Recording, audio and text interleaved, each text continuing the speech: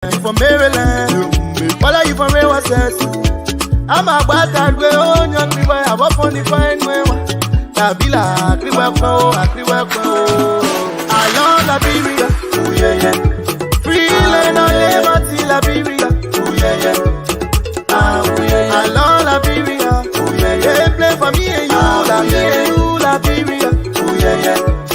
Oh yeah yeah. I was raised in the slum, but I chilled with my guns. Kept it on the low, but we fought for the bones. True son of the sun, I'm a prince in my own. Never gonna lie, me, I love LIB. Even though it's far, when we show them we can face it. It's not a prophecy, I know that we can rise again. Holding my hand, I holding your own. United, we stand, divided, we fall. So that's what they say when I come with ball. When I chill on that side, and I get no bro. I got L to the O to the V and the E. If we fighting together, we can conquer this team. From the east to the west, then waving the flag from the north to the side. Yeah, that's joining the team. You go where you pella, you love my crown. Who kill it? Who got done? I love Liberia, oh yeah yeah. Free land on liberty, Liberia, oh yeah yeah. Oh yeah yeah. I love Liberia, oh yeah yeah. They play for me and you, Liberia, oh yeah yeah.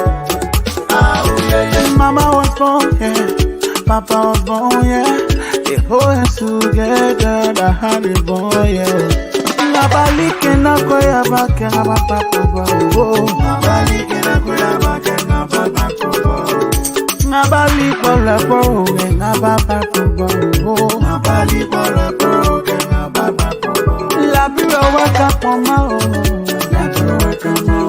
Bangada anwa waka ma o. Anwa waka ma o. Anwa from the east to the west, north to the south, yeah, let's come together as one. They say united we stand, divided we fall.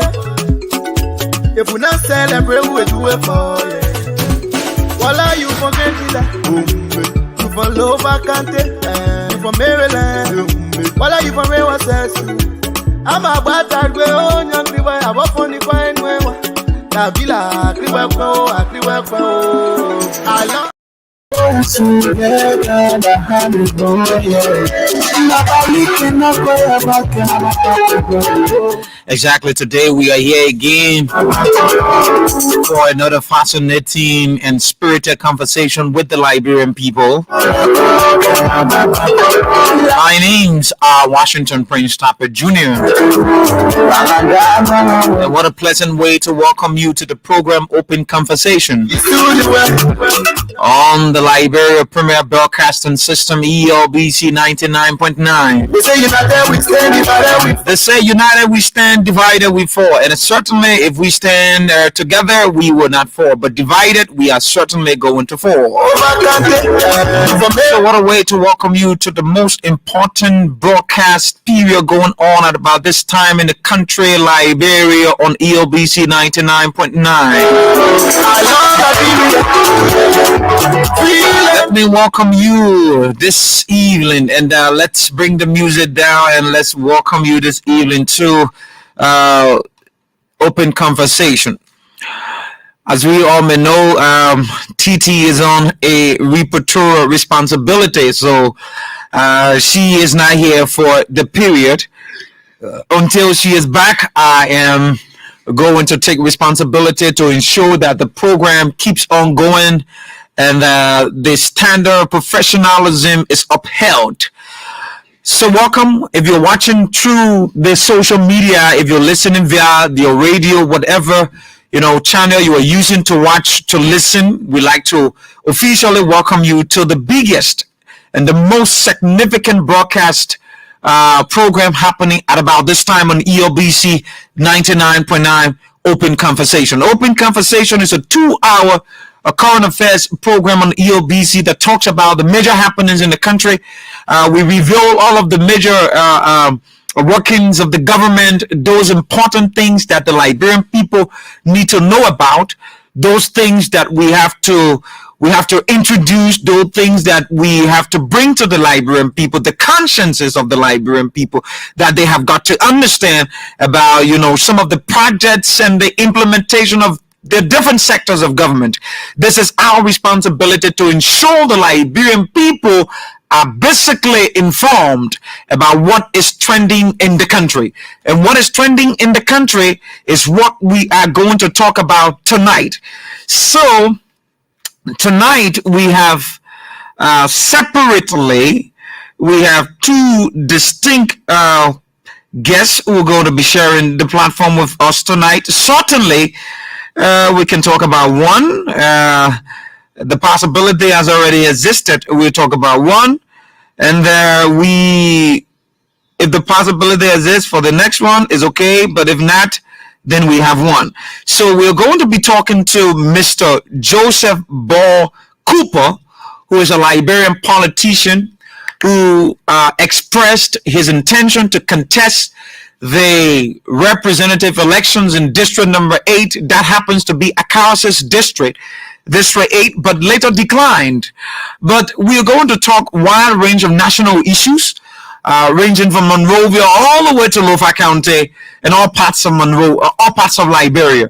We're going to stick and still on that. But we are also expecting representative candidate Samuel Sa J. Morris. We're going to talk legislative issues. We're also going to dive into the national politics and the reformation process of Liberia, if the possibility exists that we have him on the platform tonight. But if we don't have him on the platform, it's no problem. We have already been informed that Joseph Ball Cooper, a Liberian politician, is currently in our waiting room. So rest assured that the conversation with Ball Cooper is okay. So let's move into the trending issues. So we know open conversation has a trend, and the trend is that we tell you some of the issues that are trending, and we go into bringing our guests in studio. So in Sino County, we have understood that there is this scuffle between the incumbent Senator Milton Tiaji and the Representative Creighton Dunklin, who has expressed his intention to vow the senatorial seat in Sino County. So Senator Milton Tiaji has threatened to go after the Representative Creighton Dunklin if anyone in Sino County is believed to be hurt without any reservation, without any check and balance. Liberia is concerned about the threat towards the peace and democracy of this country. And we have state actors. We have people who are called for the authority to protect the peace and this emerging democracy. And if we can have these people threatening the peace, then it raises concern that yes, indeed, all our security parastatals in this country have got work to do. We can't sit here and watch these people threaten the peace. So Milton Tiaji, a senator, a statesman, a responsible and respectable character, is threatening to go after another statesman only because he is an opponent. He is a different political figure. He is going against this man who has vowed to unseat him. This is what is happening in Sino County. And this is wrong. And we must be able to speak to these things as media practitioners. That Liberia cannot continue on this path. Not at all. Not at all. Senator Milton Tiaji threatens to go after Representative Creighton Duncan only because of political reasons. If you went and you looked at the Farmington Declaration Agreement that talks about the rights of politicians, the civility of political discussions, the right for people to express their political, affiliation, the rights for people, to allow people to have, political access to whatever positive, means that would drive this country to success, giving people political freedom and all of that. the Farmington Declaration is trying to be abused by politicians. And these things have got to stop. Those of you politicians that are threatening the peace of this country, this is the trending segment that we want to use to inform the Liberian people, to inform all of these politicians. We are not willing to risk our future and to retrogress this country into, some self-seeking politicians, egos that some people have already pronounced and proclaimed that they are the winners for these elections in the country. So they will say all kinds of things. They will do all kinds of things only because they think that they must perpetuate themselves in power. And this is not the possibility. You have to let the Liberian people to have their will and make their own political decision, because it is going to have a positive trickle-down effect on their lives. So the threats from politicians is unnecessary to the democracy of our country. It's unnecessary. It's unnecessary. And in furtherance to that, the Liberia Council of Churches has come down very strongly on politicians who are threatening the peace of the country. Over the week, we've listened to different threats from different politicians, particularly from the Unity Party and its collaborators. We've listened to the threat from Senator Johnson. We've listened to the threat from Representative Koluba, numerous of threats. We've listened to the threat from the former Vice President Joe Blanca, that if the Liberian people, his supporters, will sit down and allow the elections to be rigged. I don't know where they came from with that perception and that mentality that these elections will be rigged. So even if you have such a mentality that these elections will be rigged, you have to threaten the peace of this country. This is unfortunate.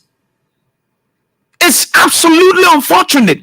And I think these politicians will have to stop making these threatening remarks and statements that will have inflammatory effects on the peace of this country. It's wrong.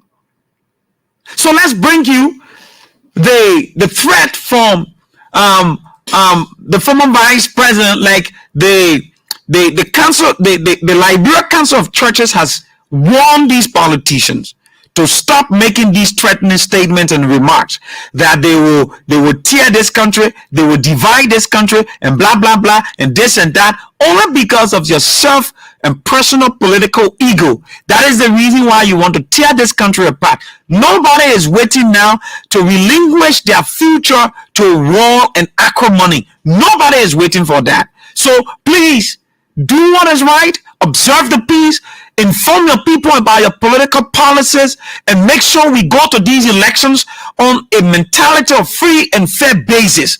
Don't think that threatening the peace of this country is going to make you to win elections. No, the people are not going to be fighting. They are not going to be afraid only because you threaten the peace of the country. It's unfortunate. So let's bring you the statement from the former Vice President Joe Barker. The LSCC, not LSCC, but the LCC has come down very strongly against these politicians. The reason God preserves us is to make sure people. That's the mission we have. And I can assure you, if you would check your calendar, it's exactly 4 months from today. Today's the 10th, right? When is election? You start checking. 4 months to the date. After 4 months, you will see a new Liberia coming on. You will see a Liberia that will give you hope. You will see a Liberia where corruption will be thing of the past, because we're not going to do it. And don't worry about these people. They are grabbing all of this. They will not take those things with them like that. And that's why you have to protect it. If you think they will see this election, you will not allow it.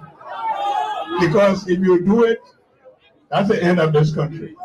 And we're not going to allow that to happen.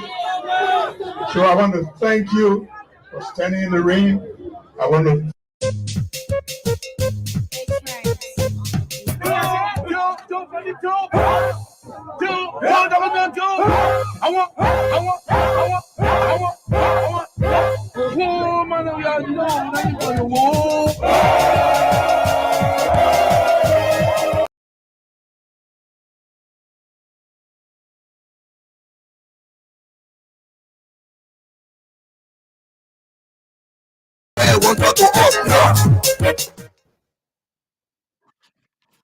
Oh, it's unfortunate, but let's go back to it. Sorry, we had a little problem, but we wanted to have a repeat.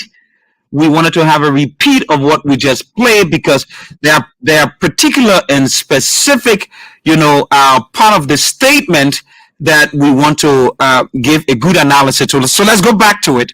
is to make sure people, and that's why we're here. That's the mission we have. And I can assure you, if you check your calendar, it's exactly 4 months from today. Today is the 10th, right? When is election? You start checking. 4 months to the date. You see a Liberia that will give you hope. You see a Liberia where corruption will be thing of the past because we're not going to do it. And don't worry about these people. They are grabbing all of this.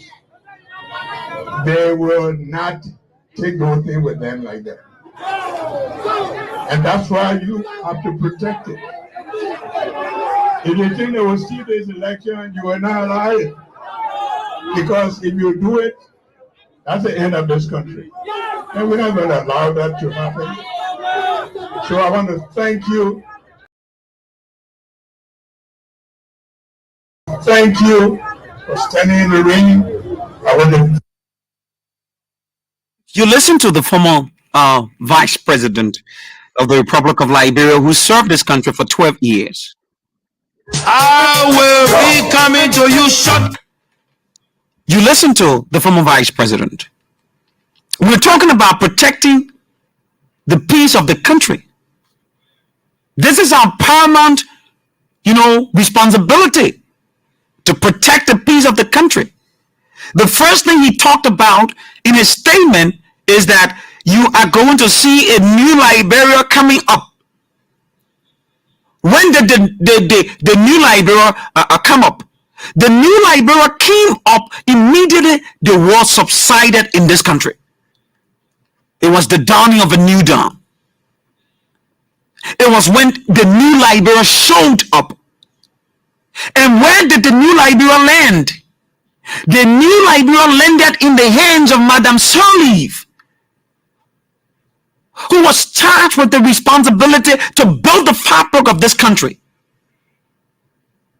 Building the fabric of this country was accompanied by Mr. Joe Barker, who served as the number 2 person in the country.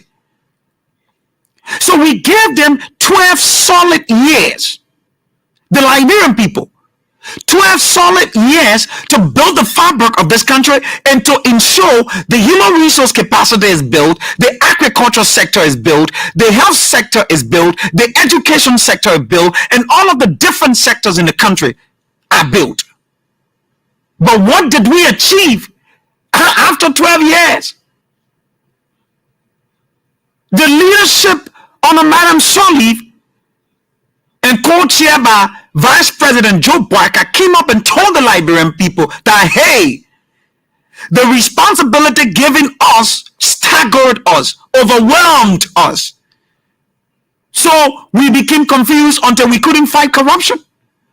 Until the captain of that team, the president, former president of the Republic of Liberia, came and told the Liberian people that we struggled to fight corruption. We told you that corruption was a public enemy, but unfortunately, corruption did not get defeated by us, but it defeated us. And at the end of the day, during the campaign period, the former vice president came and said, we squandered the opportunities given to us. So now let's build this in our mentality. Let's look at this from a very, critical position. After you've given the years, the Liberian people, children, their future to these, a different group of people, they've told you that the opportunities were squandered, this was abuse and that was abuse, and blah, blah, blah. And then the former vice president is coming back and telling you that there is an availability of a new Liberia. So how can we envision the new Liberia when we turned the new Liberia over to you for the last 12 years and you came back and told us that the new Liberia was squandered? The new Liberia was abused. The rights of women, the rape issues in the country, the murder issues in the country, the corruption issues in the country, the nepotism issues in the country, the issue that has to do with people getting killed, the issue that has to do with suppression of people's democracy, all of those issues weren't adequately addressed. The injustices and inequities in government weren't addressed. And then you come back to the Liberian people and promise them that, hey, we are going to give you a new Liberia. This must be something different. This must be something different. And he talked about Liberia of hope. How can we have a Liberia of hope when you did not lay the foundation of hope? When you were given the opportunity for the last 12 years, you didn't lay the foundation of hope. What kind of hope the Liberian children, the Liberian mothers, the Liberian fathers expect from your leadership if you did not lay the foundation of hope? How can we rest assured that hope is possible if we turn this country over to you and to lead this country? What is the guarantee? You talk about the government, the country will be free of corruption. Come on, man. Let's be honest here. The people are tired of these political rhetorics. They are tired. When you talk about free of corruption, all of the times you sat there in a government where the former president came and said, hey, we couldn't fight corruption. You sat there as the number 2 person for 12 years. You couldn't be vocal and tell the president, Madam President, I am sorry, but the way things are going, we need to change. The Liberian people gave us an opportunity to serve and to transform this country. The way things are going, I think if we go back to these people, they might just deny us. You did not notice that you were losing your chances and possibilities to continue your political future. You did not notice that. Or you thought that everything was rosy and everything was on a silver platter. You sat there without erecting the checkpoint to ensure that the Liberian people finances, the Liberian people possibilities, the Liberian people future is being maintained and sustained under your leadership. You did not care about that. Not at all. But today you came back to the people and promising them hope. What kind of hope?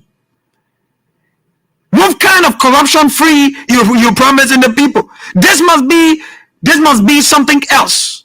You understand? You talk about justice. You know how many inequities we had in the government that you served as vice president? Do you know how many? You can be honest. You can be serious. You talk about the people should protect their votes. The people should protect that. If they don't do it, then this is the end of the country. Oh my word. Oh my word. Are these the statements we should be hearing? This is the last possible chance for Ambassador Bwaka to become president or not. If he doesn't become president in these 2023 elections, automatically it is done. He will never have the chance and the opportunity and the possibility to run as Liberia's next president because it will be unfortunate. These threatening statements, these unfounded claims, these detestable statements, these wrongful expressions must not be tolerated in our democracy, must not be allowed to filter in our democracy. We can't afford to break the future of the children. We can't afford to use a Prince Johnson who is noted and on record for bringing the executive mansion to public disrepute, We cannot afford to bring this country to a Yeka Koluba, who is noted for taking away many lives.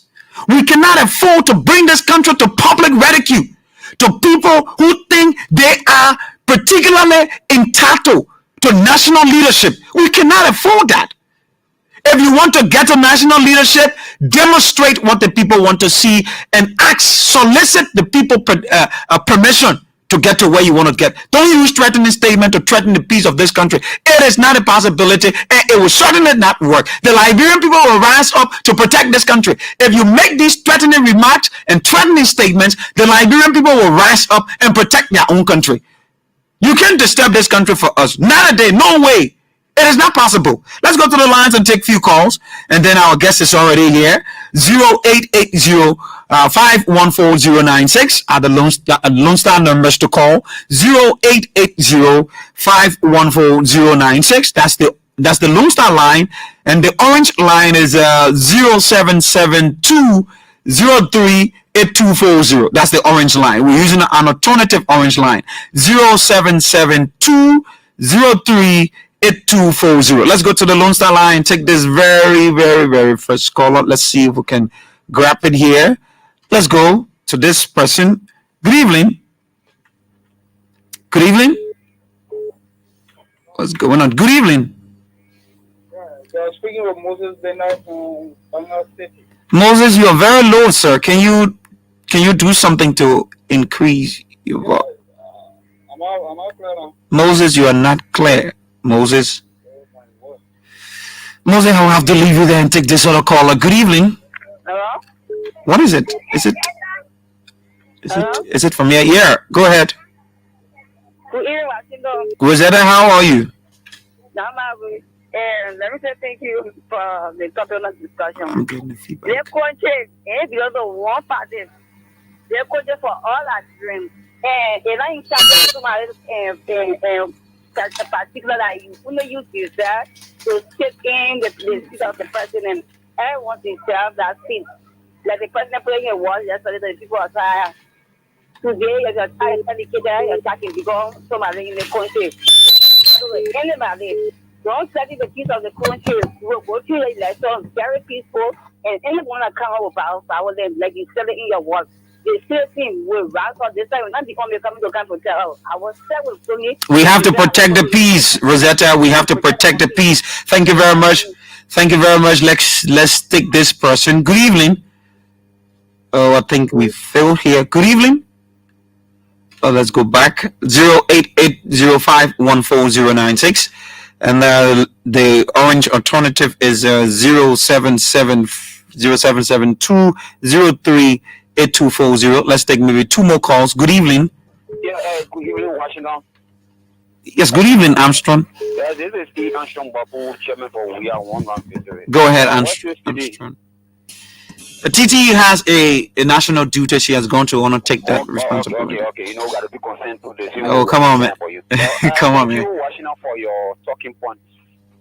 Washington, I think, Ambassador Boaka and every other leader of this country, I think we have to work together to make this country a better place. It's exactly. Not because of your one separate interest will carry Liberia back to the dark days. Today, young people are graduating from high school. Young people are getting master's degree because since the last 20 years, the pace we are carrying helping us to go through these things. But yesterday, we that were born in the early 80s, we were 30, 40, 35 years ago, graduated from high school because why the opportunity was not given to us where we have war all over. And every well-meaning Liberian has to condemn every statement that comes from each and every one of us that would have something to do with war or carrying our country back to the dark days.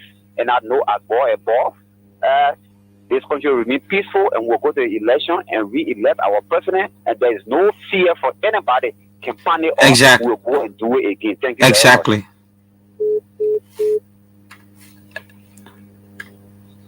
Thank you very much. Let's take this call. Who's calling me on this, sir? Good evening. Good evening. Good evening. How are you? I'm fine. Go ahead. Yes, I'm Jerry Thomas calling from the Christian community. Go ahead, sir. A few seconds. Yeah. This issue about time people always talk about time. Even the other time, he's taking it a bit very low. I don't want to say what he meant. He said, if we give the chance of Joey and giving us for another 12 years, there will be nothing called appeal. Simply means that the way we should move up the president here. If we give another chance to do as well. Is that the actual interpretation of the statement from Ambassador Boyka? Yeah, so I see it. Logically look at it. He's not talking about war. Nothing came from him more like a war. If he tells you that this is the end of the country, what does that mean? This is the end of the country. Hello. Yes, sir. He said that there will be nothing called Liberia. That means You certainly didn't listen to him. Thank you very much, sir. Good evening. Go ahead. You have 30 seconds. Thank you. This is James from District 4. James, go ahead. Thank you. My dear brother, the issue with women worker is understandable of the United Party. What really happened is just that the women can speak short. It's not one, just call it short, but if you could elaborate and tell our brother in which time our brother is in, he can make it clear to us. But when you look at economically in the country is breaking down. Really, if seriously economic, if they win, for the second, if they are not. Is that the interpretation? Is that the interpretation of the statement coming from the former vice president? For me, because if you look at the youth these days, look at the young men, the young women, things is not going fine with us in the country. What do you mean things are not going fine? If you say things are not going fine. We are economic, we will not be spectators of economy, but now we are with economy. How are you a spectator? Can you display a spectatorship? No, but listen to me. Hello, sir. Listen to me. Hello. You are speaking. Hello. Yeah, listening. If you talk about being a spectator to the economy, you need to tell us, how are you a spectator to the economy? How are you a spectator to the economy? I'm not speaking directly to myself, my dear brother. You need to stop. You need to stop this. Good evening. Hello? Yes, sir. Yeah. My name is Emmanuel Carado. Go ahead very shortly. Our guest is already seated. Okay, what I want to say is anybody that pray for war in Nigeria, nobody will support war. If the opposition does not take time, will make sure we are after the second time you go for 10 times. No, the Constitution doesn't support that. Don't say that. The Constitution doesn't also support that. Hello, sir. Listen. Don't say that. That statement is also not correct. The Constitution gives every president the opportunity to serve 2 terms. And when you serve 2 terms, the Constitution says you should relinquish the power. So what you're saying to make president, we are 3, 4, 5 and king? No. Don't say that. That is also a way to threaten the peace of the country. Please don't do it. Okay, what I want to say, I want to future the next 50 years who will be going back for a second time. Very good. Very good. Everybody who tries to say you want to destroy the peace of this country will not.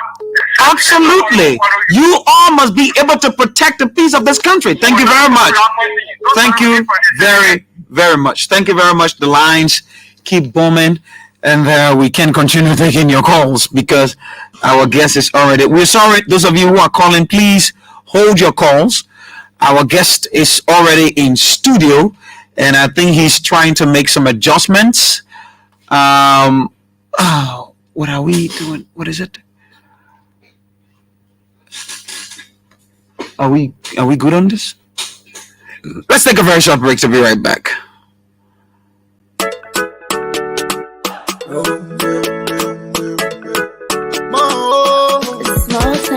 From the east to the west, north to the south, yeah, let's come together as one.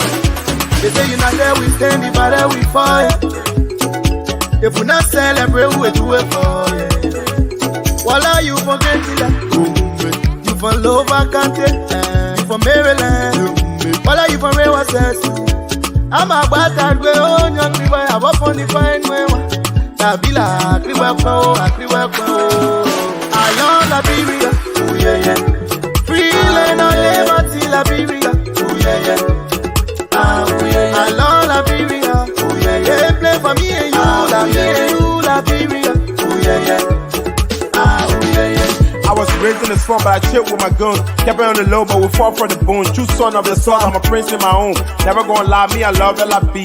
Even though it's far, when we show 'em we can face it. It's not a prophecy, I know that we can rise again. Holding my hand, I holding your own. United we stand, divided we fall. So that's what I say when I come with ball. When I chillin' on that side, and I get no bro. I got L to the O to the V and the E. If we fighting together, we can conquer this team. From the east to the west, then waving the flag from the north to the side. You're not joining the team. You go where you pella, you love my crown. Who kill it? Who got it? I love Liberia, oh yeah yeah.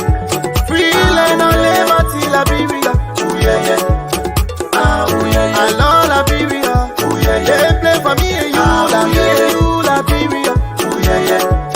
Ah oh yeah yeah. Mama was born, yeah. Papa was born, yeah.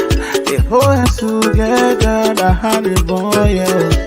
Nabalike na koya bake na papa kobo. Nabalike na koya bake na papa kobo. Nabalike la kowe na papa kobo. Nabalike la kowe na papa kobo. La biro waka poma o. La biro waka ma o. Balanda anwa waka ma o. From the east to the west, north to the south, yeah, let's come together as one. They say united we stand, divided we fall. If we not celebrate, we do it for yeah. Voila, you. There is a need that we come together and build Liberia. That is the reason why this song is so interesting and intriguing. Whenever I listen to it, I feel so inspired. I feel overwhelmed. So here is it. We are back on the second segment that has to do with the conversation with Joseph Ball Cooper, a Liberian politician, a resident of District Number 8. We're going to deeper into District 8 politics as well as national discussions and national issues. So, Mr. Joseph Ball Cooper, let me use this time to say good evening, and it is a pleasure having you on Open Conversation ELBC 99.9 this evening. Good evening, Mr. Cooper. What's the number of your microphone, please? Number 3? Mr. Cooper? Yeah, 3. Okay, so let me get your microphone on. Number 3. Very good. I think you're on. Good evening. Yeah. How are you, bro? Thank you. I'm doing fine, and how are you? I'm doing pretty well. It's good having you here this evening. Yeah. Thank you so much. In your cousin studio. That's why you people always say, when you go to a radio station, a cousin studio. Exactly. But as a matter of fact, the studios have to be cousin because the equipment in the studio need these kind of environments. Exactly. So how is life with you, and how are you doing? Well, I'm doing so fine. We look forward to our people in Radio Land. We have brought you greetings from District 8, and to be able to talk to our people across the 23 communities within District 8, Moserado County. Okay, so would you mind introducing yourself? The people of District 8 are listening. The people of Liberia are listening. Would you mind introducing yourself? Because we have a whole stuff to unpack tonight. Wonderful. So I'm Joseph Boy Cooper. I'm born and grew up in the Johnson Street, Soniwan community. Attended the CDB King Elementary School. Went to Banga. Attended the Phoebe Community High School there. Came back to Monrovia. Went to RC Lozing and ended my high school at AGM on Kirit and Buchanan Streets. However, I moved on to the AME Zion University, where I obtained my BA in sociology, and then move on to Cottington University graduate school, where I obtained my master's in public health. Personally, I have 3 kids, all girls, and I look forward to moving on in the district and improving the livelihood of our people in District 8, as well as giving them the opportunity to a political freedom.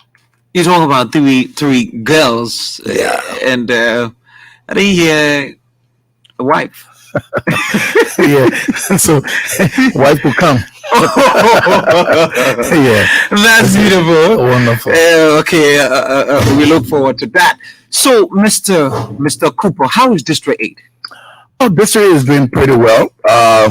We've been moving through the district from Slipway community to 12th Street community. We have galvanized our community dwellers. We have mobilized all of the resources to be able to provide full education to our people so that they will be able to vote consciously.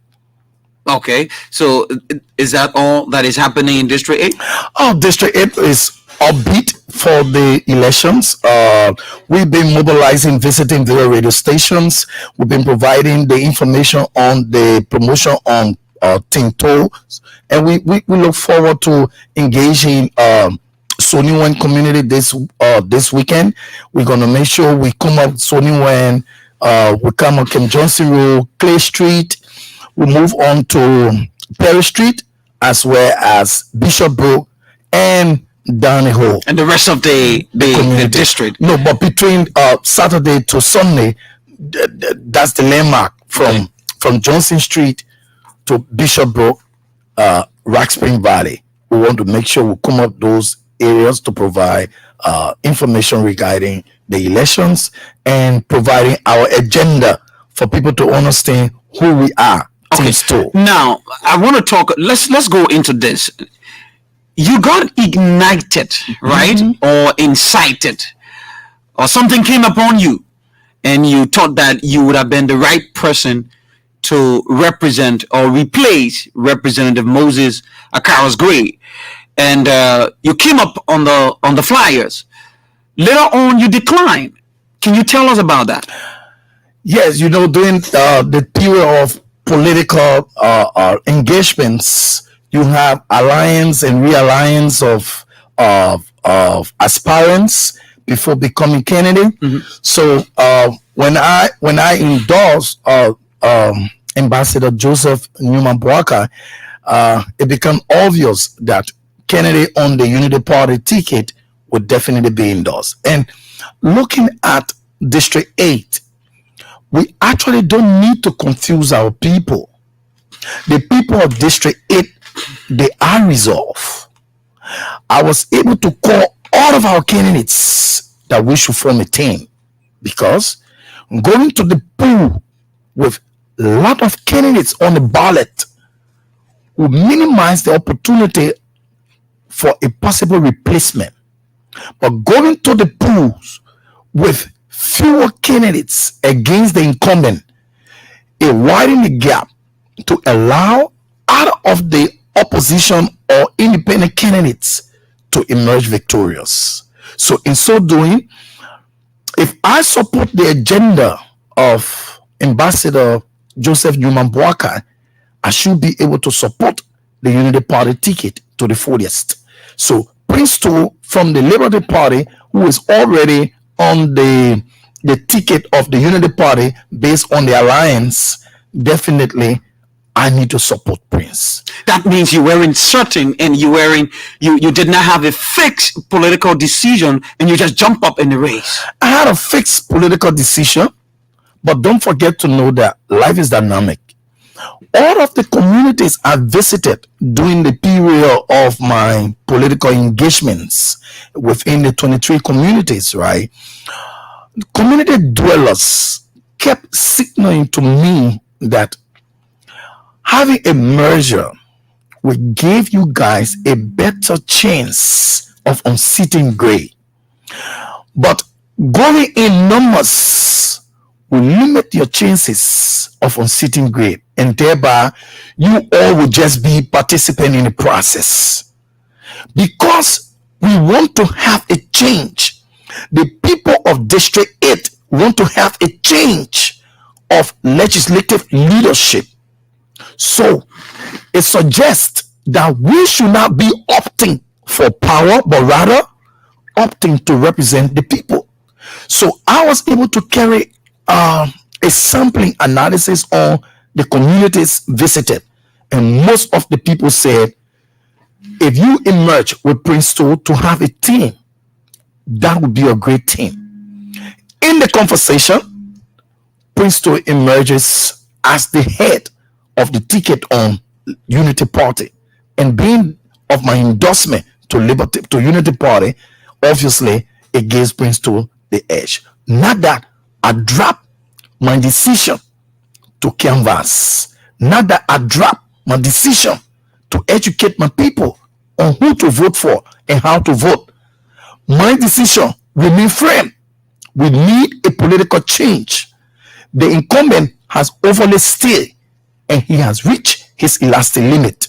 He lacked all strategies. The district is being impoverished with no plan, no operations for legislative programming for the people of District 8, and it becomes an embarrassment to us when District 8 is the heartbeat of politics in Liberia.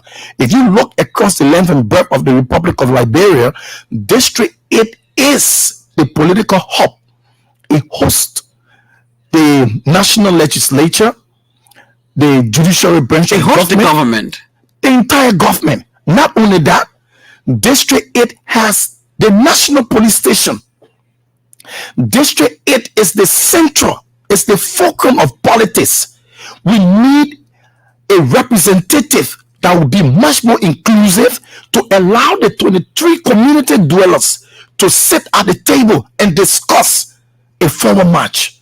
Our district, under the leadership of the incumbent, is underdeveloped. So let's go into it. This is the reason why you are here. Now, you declined, right? Obviously. You declined. And you threw in the towel to Prince 2. Yeah. Right? Exactly. That means I want to deal with you first before we go into the district, the nitty-gritty of the issue of District 8. That means you did not have, the right advice.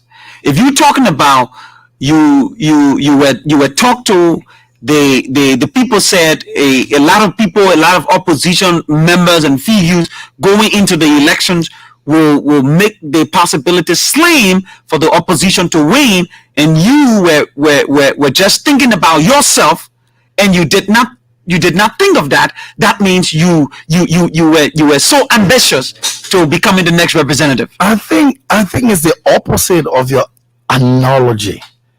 If it was being selfish, just myself, I would have gone on any party ticket. I fit to be a candidate of any party ticket. But it is the thought of the people. As a representative of any district, you represent the people. Okay. Always give ears to what the people say, because you are the property. If you refuse to listen to the call of the people, they'll reject you on the day of election. So let's talk about the issues in District 8. Therefore, because the people wanted an inclusive membership of the community as well as the aspirants going against the incumbent, I reduced my height so that I can show the ambition of becoming, because there are more days ahead and better days ahead.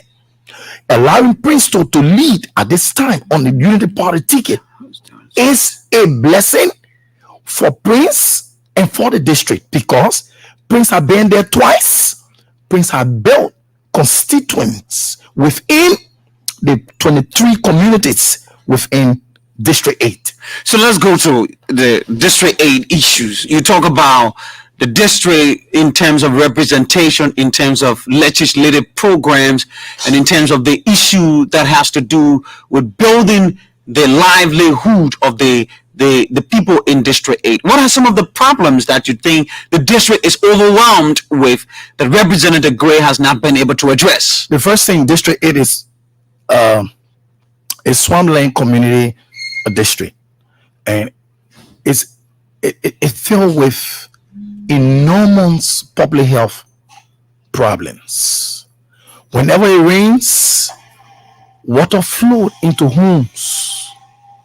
This is very disappointing to have the people of the political hub of the Republic of Liberia, whenever it rains, people dipping water for in the bedrooms. How can this problem be fixed? The incumbent had never ever given the opportunity to call a meeting with the community dwellers that they could drive a process that will lead to resolving the public health issue. Moreover, look at the sanitation of our district. The district is filthy. You can live like that. He continued to threaten the health of our people. Look at Radita Market. You had a garbage just right next door. You people selling fish, people selling potato greens. It's a hazard. It's a health hazard to us. You have the Sony right there. You have the clinic at Sony Wen. You have another clinic in Slipway. Those two clinics cannot easily serve the people of District 8. Look at the catchment area of Sony Wen. You have more than 48,000 people commuting in Sony Wen due to Radita Market daily. But people get sick in the Sony Wen community, they move to Kelly Hospital or JFK. Prior to the war, JFK was not a hospital operating OPD, the outpatient department. No. Today, JFK compared to, because all of these primary healthcare centers that should have been established in the various communities, community leaders have called on the incumbent to help them establish a way that they could channel their grievances to him. Not yet. All of the projects, all of the developmental project funds that were given to the incumbent, he misused them. He had not given one report, financial report, from the onset of his time since 2011 to present. 12 years gone. No report. This is disingenuous. Let me hold you right of there. District 8. Mr. Cooper, let me hold you right there. You talk about all the challenges in District 8.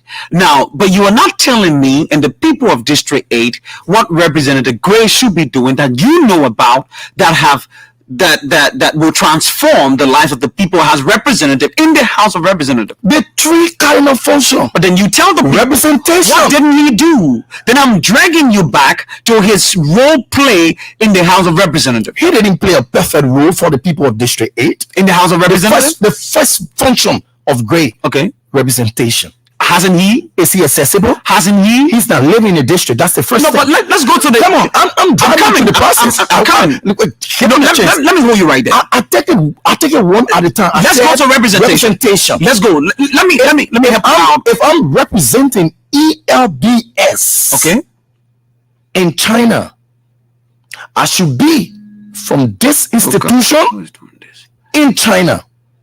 I should have ground in ELBS that I'm working in other departments. Unfortunately for Gray does not have a home that he lives in. But rather, 12 years, Gray is renting on 9th Street.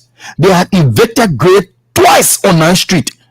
I'm saying this to tell you. Mr. Cooper. I'm saying this to tell you. Yes. He has not been accessible to the people of District 8. Let me hold you right there. Representation. Let me hold you right there. If you talk about representation, representation, oversight, and lawmaking, I want to drive it one. No, I'm coming. Representation. If you say Gray, Representative Gray is not being represented, no, where is it? In the district? The people of District 8 have not been represented in the House but rather it is CDC being represented in the House by Gray. How often, excuse me, how often you are making this thing complicated? How often the people of District 8 were faced with grave issues regarding electricity and Gray ever stepped in as a representative? Then let me hold you right. Zero. Let me hold you right there. How often we were faced with flooding situation and Gray stepped in? Zero. How often were we faced with school situation like the elder student? Gray only went there to go beat up. Excuse me, representation. Excuse me, Mr. Cooper. Now, what is representation when it comes to the House of Representatives? You must be accessible to your people when you attend a meeting in the House, a session. You should provide time to your people in the district to provide report to them and discuss with them what you are discussing in their favor. Unfortunately, that is not being done. Is that why you term that is poor representation? Mr. Cooper, Mr. Cooper. When last District 8 made a case through Gray? When last? There are a lot of issues in District 8. Excuse me. When last a case in District 8 was now, made? let me hold you there. By Gray. Let me hold you there. It seems like you are not being informed about how Mr. Gray or Representative Gray engages the House of Representatives. You're speculating. I am not speculating. Show me one representation. I am not speculating. I don't want to be the interviewer to you. You are not the interviewer. Good. Yes, but let's get it straight.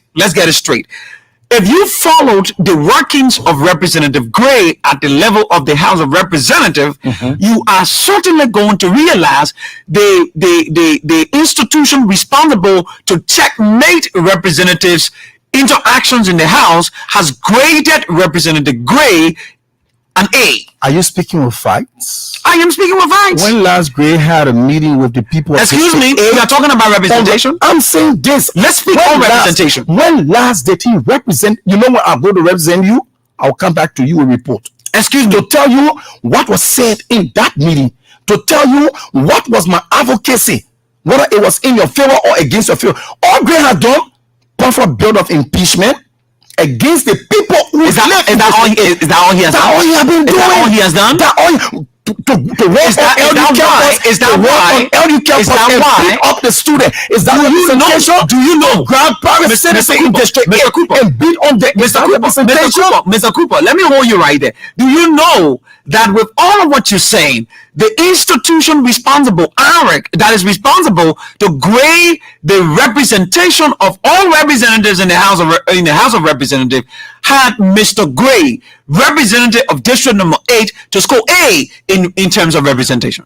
I just told you. I'm speaking with facts. The representation Gray has made in the House of the National Legislature, right? It is basically for CDC, not for the people of District 8. Okay. I just told you District 8 faced with grave public health issues. With lack of how can public health issues be addressed? You know how long we've been faced with the public health issue regarding the Sony? When was it? When Gray advocated for the people regarding the Sony. So Gray, Representative Gray will have to make the case. He has to make a case. He will have to make the case. He has not made a case. And then I come back to you with the issue of health. No, let's speak about sanitation first. But health and sanitation, they are intertwined. I know that. Wonderful. So I want you to know definitely that Gray Hannah made a case regarding sanitation, regarding health. The two clinics within the districts, they do not open on Sundays, holidays. Are you telling me people can get sick on holidays and Sunday? You think the people don't want to cry out to him? But he's nowhere to be seen.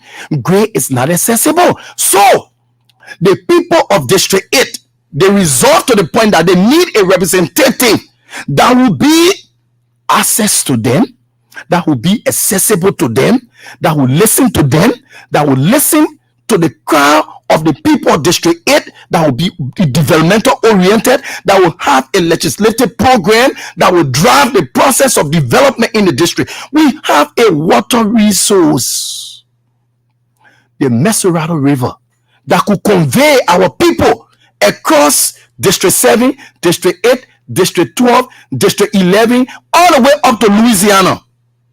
People could come from Waterside and just drive. That will reduce traffic congestion. Gray is not listening to the people. So they went raw since 1982. Samuel Doe the late constructed that road linking Johnson Street to Clay Street. It was just a few days he carried 2 iron because he saw the election is just next door. So Mr. Cooper, look at Slavery Road. Yeah, I understand all look of at these the high challenges. schools. Excuse me. Since Gray became a representative of District 8, how many high school? How many elementary went to junior high? How many junior high went to senior high? How many senior high can boast of the issue of technical vocational? Then let me hold you right there. I am the interviewer. You're the interviewer, but you need to know what is happening within our district. I am informed about the workings of the representative in the House of Representatives. If you are questioning the ability of Representative Gray, that he has not been able to upgrade an elementary school to a junior high school, a junior high school to a senior high school, a senior high school to a technical high school, then I will pose the question back to you. Is it that Representative Gray has the capacity to do that, or it is by proffering the bills and making the argument and making the case for District 8? Now, let me hold you right there. Understand there are competing priorities in the House, wherein the representative in District 1 in Nimba County, the representative in Bowman County, the representative in Kitma, and other counties in the country, they are confronted with these issues. So if Representative Gray makes the case, those other representatives make their cases. It has to do with negotiation before these things are implemented. Are you taking that into consideration? You know the demographic of District 8? It is comprising of youth in majority. What is the program has he advocated for the youth in 12 years? Zero. I'm not asking Gray to take money and build school. What are you asking for? Advocacy, representation. Hasn't he done it? He has not preferred a case to enhance health services, to enhance educational services, to enhance youth development programming. Zero. Nothing about livelihood. All he does, go live on 5th Street, they evict him because he can't clean a yard. Go on 9th Street, they evict him. He on 15th Street. Which yard?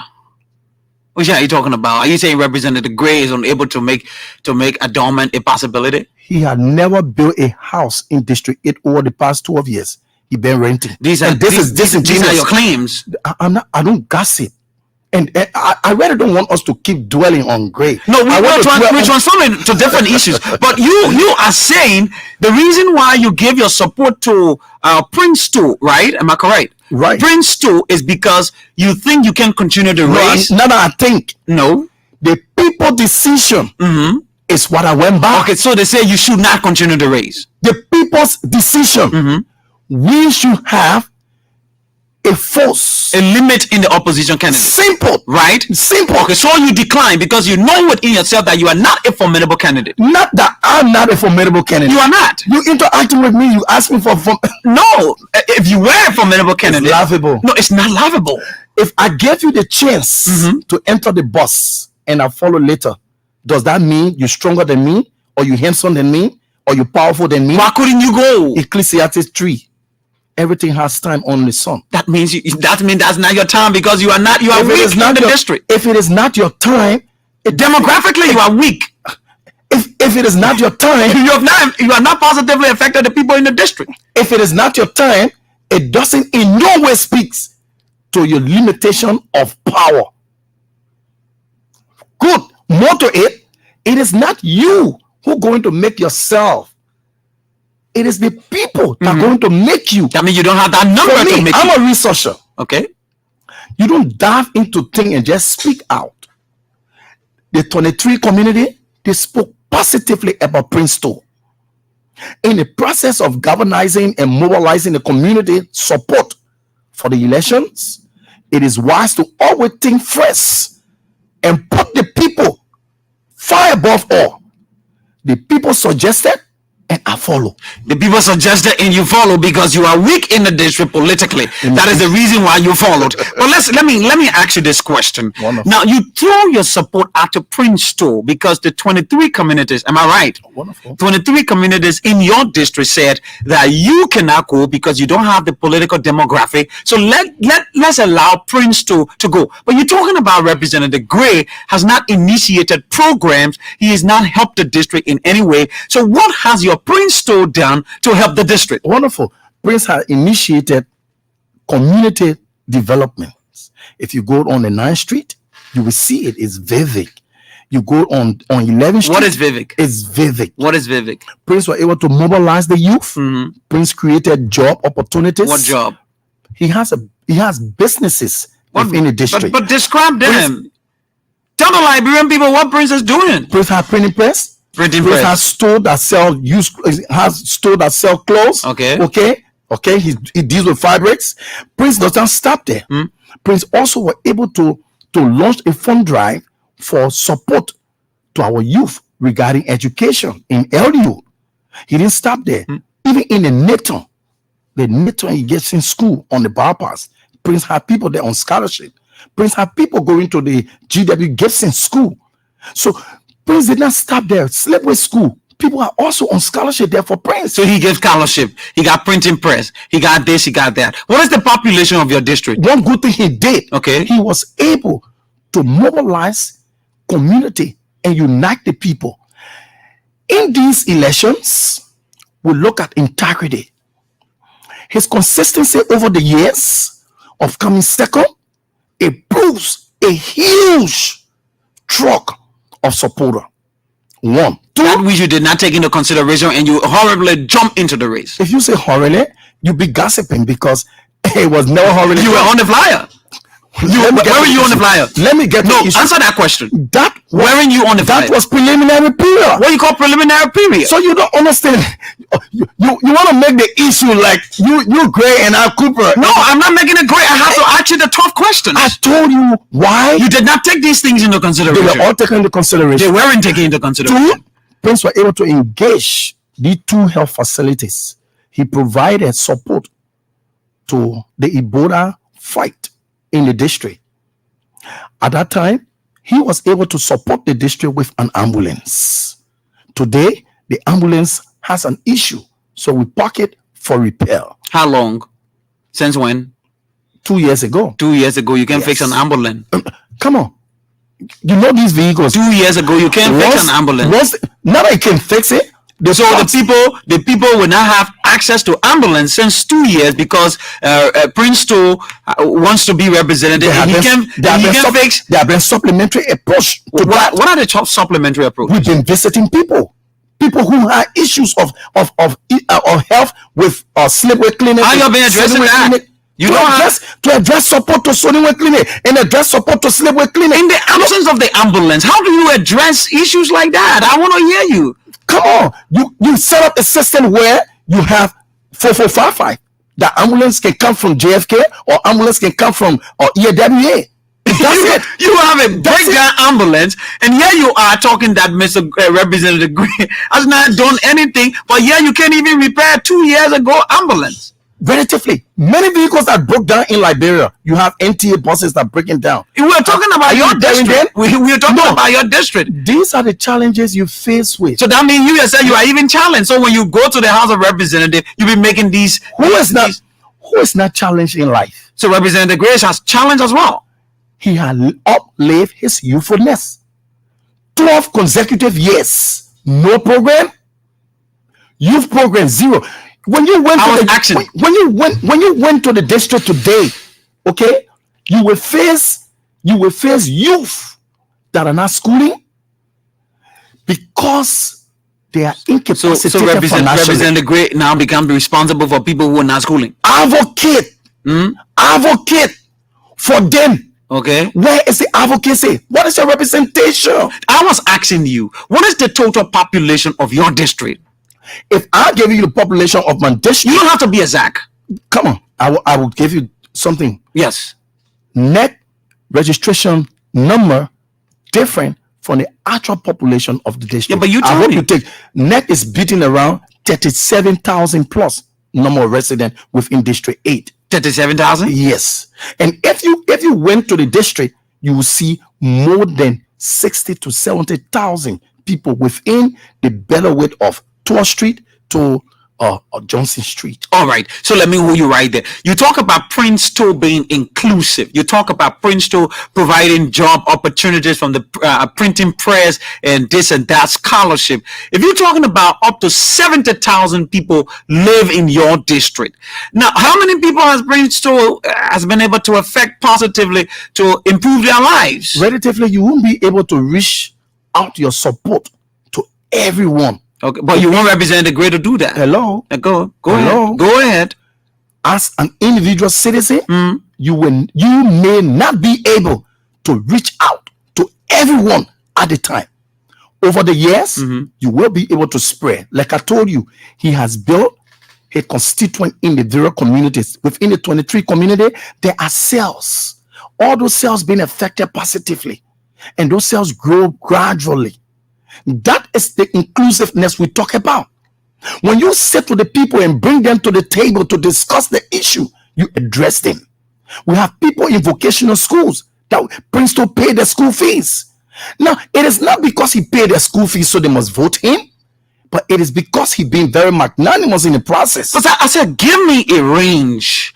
Give me a range around the total number of people, because you're projecting about 70,000, inhabitants in your district. Give me a range, because you politicians, when you help people, you get scholarship, you get this, you get that, you get printing press. At least you can have, you can take the number of people you send to school, and all of that. So how many people has this man has helped? Maybe you can say 300 people or whatever. How many people Princeton? If I'm calculating over the period of 12 years, how many? Over the period of 12 years, how many will you be calculating? Pretty close to 1,500 people. Pretty close to 1,500 people. And you are projecting 70,000 people.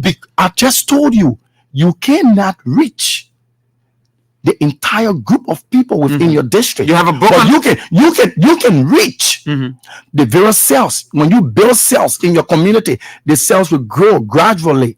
And Princeton is the face of the youth. Princeton is the face of the elderly people, because he been inclusive. He been visiting them. He been hearing the cry, and they're waiting for you to advocate and front for them. Unlike the face of the incumbent, who has squandered the opportunity of being a leader. Today, he's too brutal. Beat up students on the early campus, beat up private citizens all in the community. These are unfounded claims. Didn't you see him march? I'm saying these, excuse me, Mr. Cooper. Yes. These are unfounded claims. Are you telling me March 15th? Mr. Cooper, are you telling me March 15th? Did you hear me? Did you hear me? You said unfounded.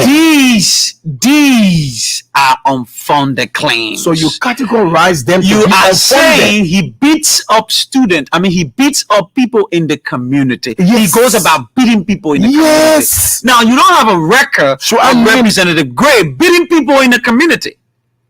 Representative Gray nearly killed me. Then you got to tell the people how. How did he do that? I'm surprised that Representative Gray normally went at my place on 9th Street to go and drink. I have a bar there. Okay. This day he came. He was eating, called me to come to him. We were friends. Came back to him. He said, oh, he heard I have done something in the community unusual. What was the unusual thing? He said you're looking through a phone to find it. To cut long story short, he couldn't find it. I decided to leave because it was late. I said I have to go home. Between 10 to 11, he instructed his boys to fight me. He said this man shouldn't leave. What was the thing he ever saw that I wanted to do? These you don't have any substantial evidence to prove. June. You don't have. You're just saying things. You're just making claims, only because you think that you are a very strong critic and an opposition to Mr. Gray. Don't provoke what you don't know. No, but it is in the court. It's in the court. It's in the court. Let's forget about it. Thank you. It's in the court. Let's forget about it. I don't gossip. Let's forget about it. So when people do wrong, you tell it in the face. If they have the mindset and remorse to say, oh, I regret the wrong, it makes sense. Let's forget about it. Thank you. Since you say it's already in And I'm not the only individual here. That's what I said. That's what I said. These are from the claims, okay? But here is it. We're still in the district. You understand? We're staying, and I have to ask you the 12 questions, and I hope that the conversation is going well. Exactly. I like it. So now you talk about Prince 2, right?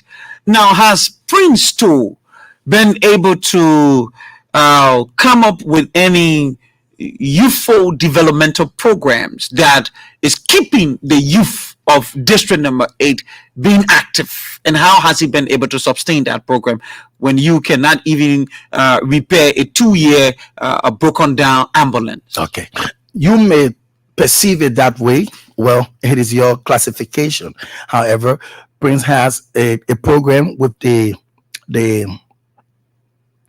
disadvantaged youth that he goes to the ghetto during the weekends, meet with them, and then support them in a way where they will be able to have cash to go to school. Those who in the ghetto. Can you reiterate that? Can you say that over again? He goes to the ghetto, give them money to go to school. He goes to the ghetto, pick up those who are qualified to go to school. Okay. Go to school. Those who need support for livelihood, they receive livelihood support. Let's stick right there. Let's stick right. It sounds interesting, and you need to tell the Liberian people what you're saying. He goes to the ghetto. Yeah. He picks up people. Isn't that what you're saying? He picks up people, and they go to school. No. He has a program, okay, that scout people. Let me speak the language so you can understand it better. Speak it. That scout people within the ghetto that qualify for vocational school or other academic schooling. Okay. So how does he take people out of the ghetto? That's the process. That's the process? Yes. Do you think that's the process of taking people out of the ghetto? Are you serious about this thing? Do you understand what happens in the ghetto? What happens? You get different classification of people within the ghetto. What are those classifications? You have people on drug. You have people there who went to visit people on drug that they're trying to indoctrinate into what they do there. And those people who have not yet been into the issue of drug taking. I think you should be telling the Liberian people here, Mr. Cooper, that Princeton provides psychosocial counseling for those people, and you're telling me that go and pick them up and send them to school. What kind of thing is this? Are you really understanding what I said? But you're not telling me the channel. I told you he has a program, that scout people. You think to scout you from the ghetto is about going and picking you up? It's about providing the psychosocial to scout you from the ghetto. You're just talking about psychosocial. Really? You didn't talk about psychosocial. So you think how people are picked up from ghetto? You think it's just by saying hello, come, people are picked up from ghetto from in different ways. The processes involved is about psychosocial counseling. So does he have any forum for psychosocial counseling? If he has forum, yes, he has consultants that provide. I'm talking about the forum. But we need to have a forum. That's the forum. Prince, we have a particular place where we do psychosocial counseling. You will not have a particular place because he does not have the resources for that. So when you went to the ghetto, you have Darius Dillon, who has a place up in rehab. People are recommended from the ghetto. I'm talking about a rehabilitation center. But I'm talking about a psychosocial place where you go and they talk to you. And I'm talking about where they're treating you and taking the drug out of you. No, I'm not. Because you said some people are in the ghetto to go visit, right? What you said? Exactly. But they are trying to be indoctrinated. Exactly. So you need a forum, you need a place where those people who are in the ghetto but are not on drugs but are to be indoctrinated. Hey, this thing is not okay for you, right? You think you don't need to get into it. So Prince has this forum where we talk to people, get them out, and put them back into school and leave them out of drugs. Those people who are already into drug, excuse me, it's not the way it works. It's not the way it works. No. How does it work for you? How does it work for us? Yeah, for you. For us. Okay, for you. When they went to the ghetto, collect those who need counseling. Okay. Recommend them to Darius Dillon Rehab Center. Center. Working through Darius Dillon. That's it. That's the process. So you pick up, you send them. After rehabilitation, you go to school. Those who went there just because they sometimes follow us, right? Peer pressure. Those people live with their parents. We make follow up onto those people to provide their needs regarding education. But however, there's an educational drive that we have developed as well as well a health drive that we have developed, a program that will be able to launch as soon as possible. How many people have you taken from the ghetto? How many people have we taken from the ghetto? Yes. Approximately 25. 25. Yes. You're talking about 70,000. You're projecting 70,000 inhabitants. But they're not 70,000 in the ghetto. Listen to me. You're projecting. You understand? You're projecting 70,000 inhabitants. And you're telling me that you take 25 people from the ghetto. Since when you started that program? 4 months ago. 4 months ago. Yes. Oh, you smell the elections? It's not the election. So they've been abandoning the ghetto since 12 years. No, the situation in the ghetto was not alarming as it is now. No, you can't be serious on this. It was not alarming as it is. It is alarming now. Very alarming. So it wasn't alarming. In the Sodiwe community. Are you honest? Very honest. You can't be honest. I said it was not alarming. You started going to the ghetto 4 months to elections. No. The initiation of the program is 4 months. Visiting the ghetto and assessing the ghetto on how to approach the ghetto was not in 4 months. Okay, the process of recruiting them from the ghetto to the Dillon Center for Treatment 4 months. I'd like to get it clear to you. Okay, let's go for the next 5 minutes. We'll take calls because our next guest is already here. So what are some of the prospects you hope to see from your district? Okay, one, we want to ensure that we change the paradigm. Okay. Over the process of national elections, right? Many representatives, we have noticed the in violation of Article 30B. Many of them are not living in the district. On this note, we will advocate to proffer a bill for national referendum where to constrain the representatives to live in the district. No, to amend Article 43 of the Constitution of the Republic of Liberia. Article 43 only gives rights to the impeachment of the president, vice president, chief justice, associate justices. So impeach representatives as well. You want to include that? Representatives and senators they are representatives. They are representatives. Yeah, they have different categories. So I'm speaking to the categories. Okay. Representatives and senators are not included in the impeachment of Article 43. But if we prefer the bill for national referendum, right? It will be able to ask the public, the Liberian people, to vote upon whether the representative or the senator should be impeached once they violate the Constitution. Many of them in violation of not domicile in the community. So that's one. That's one. Two, look at our health program in Liberia. You want to improve it? Yes. Look at our health program. When the representative becomes the people's property, he or she will listen to the people. On the contrary, only the House can remove a representative, which means they can expel you. I know. Thank you. Which is unfair. So you want the people to expel their own representative? The people should impeach you, not expel. When they impeach you, you can go back. That's what impeachment is. Expulsion, you will go back. And now this is what Princeton, this is one of the difference Princeton going to bring to the table. Look at our national health program. You want to improve it? Not I don't like. If I say you want to improve it, you are representing a particular group of people here. Yes. So if I say you want to improve it, that's the mentality that you bring to the table. Exactly. But don't be refusing when I say you. When you say you, is some people who may just come to the you represent a certain group of people here. So if I say you, what the next thing? You want to improve the health sector. Wonderful. You want to ensure that your representative domicile the district. No, the health sector improvement. Budget for primary health center establishment should be enshrined within the budget. Okay. If you look through Mosoralo County, we'll have to go to the lines and take a few calls. Yeah, just conclude on that. If you went to the budget right now to look through, you won't see any clinic that being proffered for development within District 8. And District 8, there are a lot of people within District 8. How can you have only 2 clinics that are so far apart that government support? So you want to make more clinics in the district? Yes. Jokbeta need a clinic. I understand. Let's just say you want to make more clinics in the district. You need more your community. Let's go to the lines. Take getting a fellow here. Okay. You didn't even talk about the abortion bill. Okay, let's yes. Oh, sorry. Let's talk about the abortion bill for the next 3 minutes, and we take 5 calls, and we call this a conversation a day. So there is currently an abortion bill, because I think we had it on our discussion, but sorry that I didn't bring it up. There is currently an abortion bill before the House of Senate. What is your take on that? Our belief, Liberia, we need an abortion law, but not now. Okay. Why? Right now, many people are not fully educated. Do you know abortion is legalized in Liberia? Oh, yes. Unless you tell me. Go there, the penal code tells you at the age of 24 weeks.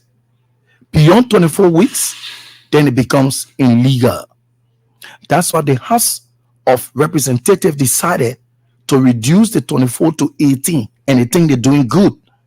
How will you say a woman can take up pregnancy when she reached 6 months? 6 months, the baby already made. 24 weeks. How could you say 18 weeks? 18 weeks and 4 months. So what do you want to do with the abortion bill? We say we don't want abortion bill to be passed now. But you want to But rather, we want the abortion bill to be passed in the sense of having only two months of pregnancy, which will be 8 weeks. But before the 8 weeks, let national government put into the budget of the health ministry, health promotion. Let them educate our people on how a woman should decide, when a woman should decide to keep pregnancy or destroy pregnancy. At times, someone could be mentally deranged and she's pregnant. Definitely, somehow it may affect the child.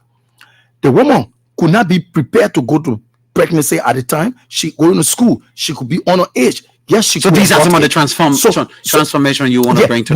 We want the Liberian society to be educated that abortion bill should not be passed now.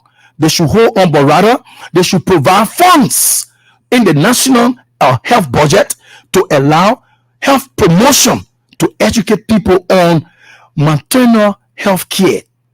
Okay.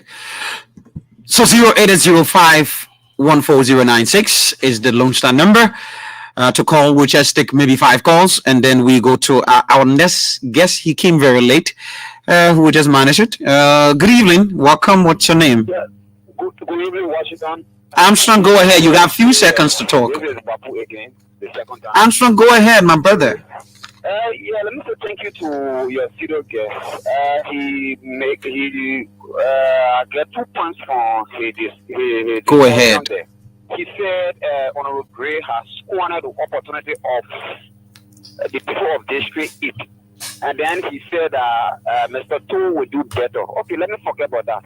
But let me ask him this question. If he said Honorable Gray has squandered the opportunity of just District 8, and the man who he's supporting today says he has squandered the opportunity of Liberia, and today he money and dining with that person and supporting that person for election to be elected as a president. Doesn't he contradict his own statement? Thank you very much. Squander. Good evening. Good evening. Good evening, Washington. We don't have the luxury of time, sir. You have to be very efficient. Good evening, Washington. Go ahead, Emmanuel. Thank you. I'm Emmanuel M. Super Jr. and I join you from a resident who community. Well, I'm going to go even to Prince 2. No, not Prince 2. It's Bob Cooper. It's Bob Cooper who saw his defeat and decided to leave the race to support another person. It's a good one. But I think in listening to the ARI report, Honorable Moses Akar's race has always called A to A representative. So I think there's a unfounded claim to say that the lawmaker hasn't been represented. Thank you. Thank you very much. Let's get this person. Good evening. Hello? Good evening. Good evening, Washington. Go ahead, Rosetta, very quickly. Few seconds. Yes. Thank you for me the time. Let me tell Mr. Cooper. Mr. Cooper was asking, I think it was on Friday. And Mr. Cooper started to contain the equipment. And people with the station make that information show. Most of the cars, they have a lot of bills in my house. Then pass that car was great. And I worked at the traffic building. I I can tell you for one fact. And Mr. Prince told for ambulance for the district, like doing the policy and took it back. And even people that he gave. But then I hit the point. We don't have time. We have another guest waiting. And he has, like you said, he said he's supposed to be Mr. So has he done his best to see that he. Thank you. Thank you very much. We don't have time. Thank you. Let's go to you. Parting comments. You listen to the callers. I think one caller asking a question on how can I reconcile the issue of squander. Yeah. Unfortunately for him, I would advise that he go back and just read Article 58. Article 58 of the Constitution provides to the president to submit his agenda to the national legislature. Okay? It is not the vice president agenda. Moreover, the way the government runs in Liberia, the executive leads all. So if the agenda of the president does not incorporate the vice president suggestions, it's difficult for you to be on that agenda. Okay. Now, Joseph Boakar's statement of squandering opportunity at then was coming to the presidency at the time. We had a first female president in Africa, where everyone wanted to support her. All right. But the issue maximized the opportunity to make sure that all of these issues be resolved at the time. Okay. Then the party would have gone further in executing what they wanted to. But unfortunately, it was her agenda, not his. Thank you. But this time, once he has the opportunity to perform Article 58 in your mind, tell me the truth, he will never squander that opportunity. His name is Joseph Ball Cooper. He's been my first guest tonight, and I want to wish you all. It was a beautiful conversation. Thank you very much, and I wish you all the best. We have in studio our next guest, Representative candidate Mr. Samosa Morris. He's here. He came a little late, so let's take this very short break. Let's go ahead with representative candidate Mr. Samosa Morris, Jackson Morris. Good evening, sir. You are late. Can you use the headphone? You were very late. Good evening. Good evening. Good evening,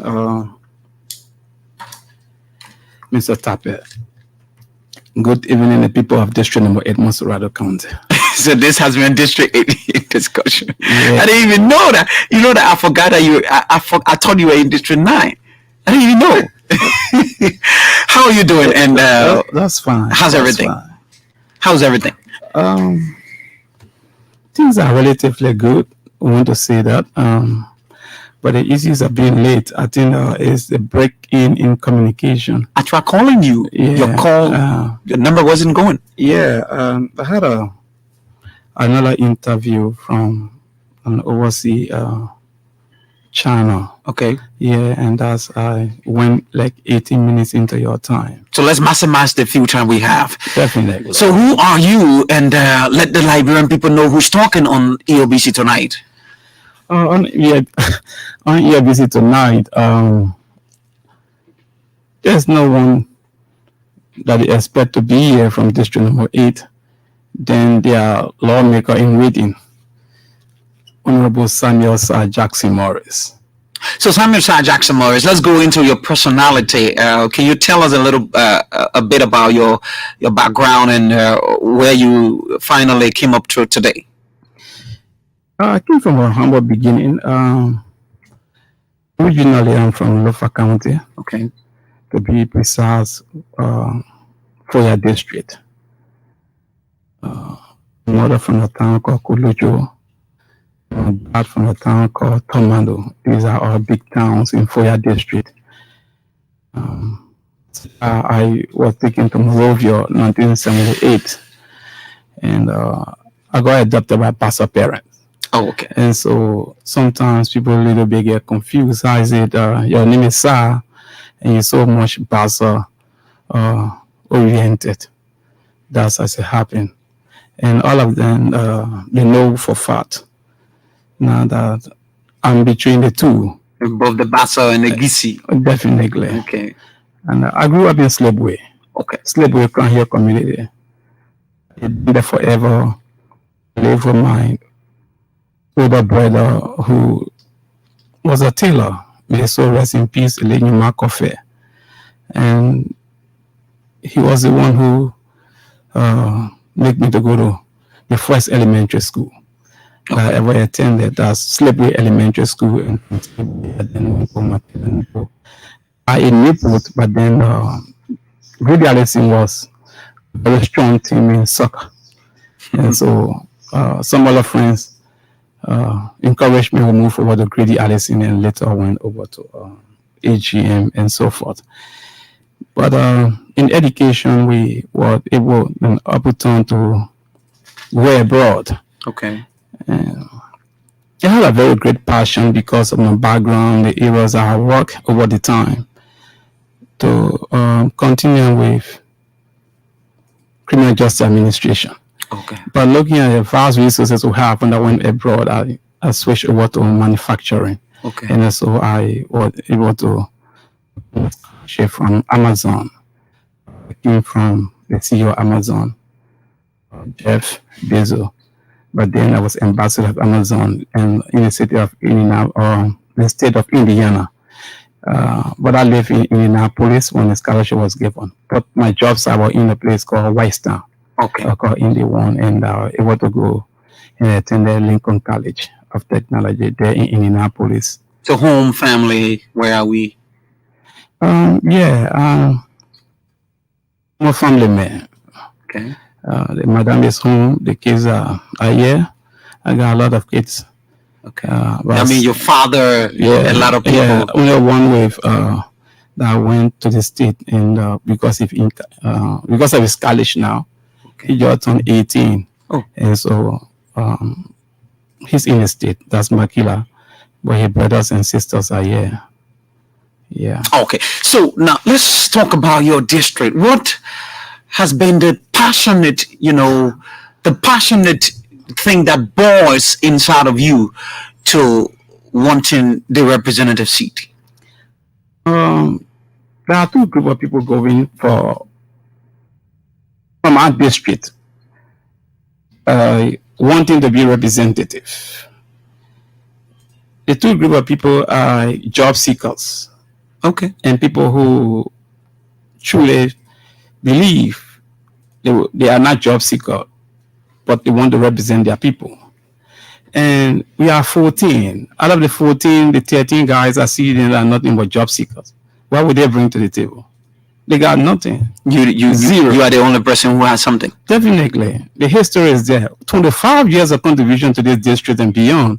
Any of them, 3 months of election, I see everybody running around like they think they can do something with a lot of flyers. You know what they've been doing all the time? All they've been doing is buying rainbow sheet and keeping and just to tell people walls. So you are not telling people what to do, right? No. What were you putting your own flyers? You're hanging them special places. They're not on people wall. I do agree that flyers do work, right? A certain portion of the election, maybe 10%. But I think my direct intervention in people's lives and my district and the advancement of my district concerns the people most. You can put the biggest billboard. That will make you win election. Yeah, so let's talk about what inspires you to be the representative. Like I said, I had a contribution to my district and beyond for the past 25 years or more. Okay. Let me tell you something. I can take you as far back in the late 80s and the mid 80s, right? I told you I came from a tailoring background. Yeah. There are hundreds of students that still know today. There are people with masters, some are ministers and deputy ministers and directors and different fields that I used to sew clothes for, right? So you live for them, I said, look, bro, I got this for you. That talking about, because I know that adding to their value in education will bring them to. So you sew for free? For free. Because one day you want to be a representative, they will vote you for free. No, I don't even. By the time I have no understanding of what we're talking about today. To be honest with you, in fact, my community Slipway Crown Hill community. Again, both. I led the campaign when many parts of Monrovia or Montserrat were in darkness. You could name Point Four, Rototown, West Point, and few other areas that I think that had electricity. If you get to Mr. Joseph T. Meyer, the former managing director of LEC, he will tell you, I went there. You know how that started? Bishop Dagadu had a cruise on Slipway Field. We can talk about what you have for the people of District 8 because we are trying to manage the time. So I'll tell you that I led that, right? And when people benefited, there were other people that were afraid, and other people, in fact, when I tried to call a meeting, people came and said, no, that was not possible for all to get electricity in Slipway. Oh, so you advocated for electricity? Yeah. I went Slipway because I moved from Slipway. After many years, I moved on Camp Johnson Road, where I live. And then I went to go visit some family members. I saw that the community, they didn't have water. I mean, prep on water. That was 2008. I said, people have to take water from Claratown in kilos, unprotected water, mixed with the Montserrat River. I took the first point bore water after the war, I mean, after almost 20 years, to Slipway and install it. And provided water for the people. For the people, for them to see point-borne water for the first time to open the tap. It was true Honorable Samuel Sir Jackson, when we are speaking to you.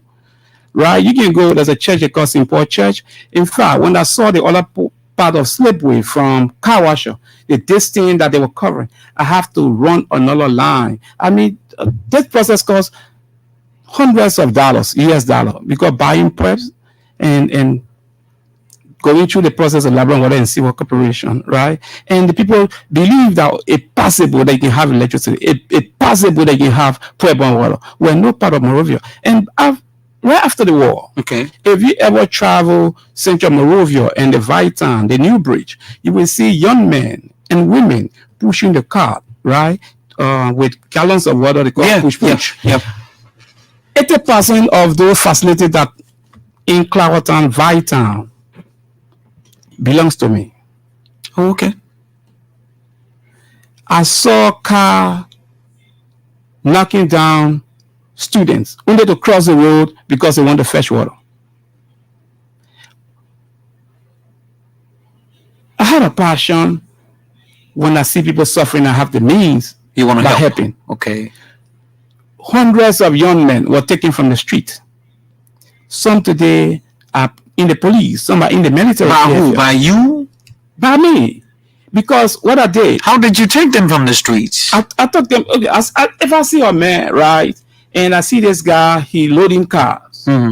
I listen to him. I try to monitor him because I live, most of the car loaders, but then were brought in Johnson Street. And I pass and I see this guy every time committed. And I know that this guy, if you give him the opportunity to go to other field, he can do better. And if you can give him an idea that he can generate more resources, he can do better. And so that's what I did. And when I told them how to save money, I encouraged some of them to go back to school. You think those people who loading car, you told them to save money and they save money? Hey, man. I tell you today, I don't want to call people here on this radio because their life have been transformed and they have kids. I don't want it. I could start calling names here. Okay, right? But let's go to the real issues, right? Now, you want to be representative. Now, what do you have on your template? What do you have, in your hands that you want to bring to the national legislature to change things that you think are not changed? What are those bills you want to have, passed in the House of Representatives that would change the lives of the people, of your people? First of all, before we go to bills, I have already drafted them in my projection. Yeah, let's talk about them. When we get elected, we will talk about these bills. Okay. But today I will give you what those bills will be centered around. But while we're talking about the bills that will be taken to the national legislature, let us first talk about what already on the laws that are weak, right? Let's talk about that because let's go strictly into that. You want to change? Don't look at the borrowing.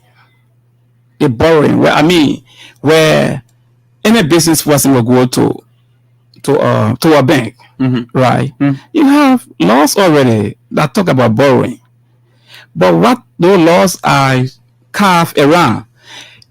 If you get to a bank, right, and you want a short-term loan, the loan, if you read the entire stuff, I have not gone for a loan to any bank. Let me be very clear. Okay. But people have gone to the bank, they want loan, and they ask me for my own professional advice. You find out that the entire laws are tailored around a United States system where people are paid weekly, bi-weekly, except based on high profile job before you can be a salary worker, right? So you want to change that? And if you go and give someone the kinds of interest rates that people give here, it costs nothing for them but just a Swisser. You want to change that? You have to change that. What the next thing you want to do? The next thing I want to do in this country, my district, somebody think that we can have better housing. We can have better housing, right? And so, if you talk about better housing, break it down for that old man somewhere in District 8 listening to you. Better housing. But better housing is that where, under my representation for District number 8, before I can go to, let me just give you a little history of what I know of, right? When I went to the state, besides studying manufacturing, I also studied construction safety. I'm the only first generational African. I want you to investigate this. I'm the only first generational African, a Liberian, to sit on the Indiana construction round table. Because I did manufacturing. In my class, I graduated from that class with an honor. I'm the only black first generational African. So I know what habitats work. Okay, so let's bring it to District 8. So to District 8, I have the contacts, right? Okay. I have shown you my proposal. Tell me you're gonna break these old homes down, build new homes. That's what happened in East Africa. You have a community with cluster houses, nowhere for the children to play. There's a volunteer acceptance proposal. What that means, we look at John Brown got a house here that's in house in the 3 rooms. Peter Paul got another 5 house, a brick house with their few rooms, right? So we're going to ask them, look, John, Peter Brown, 3 of you have 3 rooms here. What we're going to do is, each of the 3 rooms only owns like 3 bedrooms in them.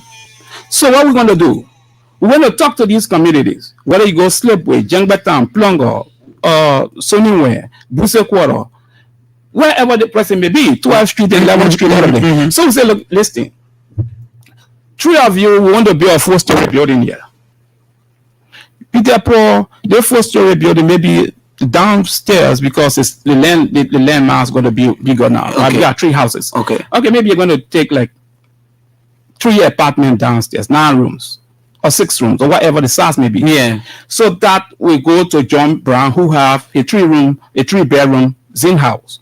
The second floor go to John Brown. Is that how you want to do it? Yeah, and then another one. And you think the Liberian people will accept it? No, that's something you have to do. I believe so. You believe so? Yeah, because you're looking at the land. You put in 3 people. You looking at what the family will end up to. If working in other countries, that you see many times people try to say, "Oh, their country is developed."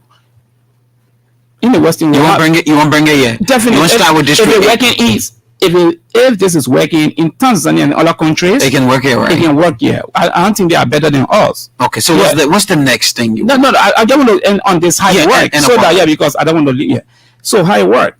Okay, since we have the 3 persons who say, okay, you got 3-bedroom, or how they call it, 3 apartment downstairs, because we only have, meaning that family can occupy 1 apartment, they still have 2 different apartments they can generate resources and that they will change, because the more resources that come to that family, that's a good idea. Then the second one, then the 4th floor, because there are 3 families, right? The 4th floor is where the group that are doing that want to be generating funds from, to be doing other buildings and other stuff. No, not just building, to maintain the house and get their expenditure out. When they get the expenditure out, it's just like a lease system. The 4th floor will be 10 over to what?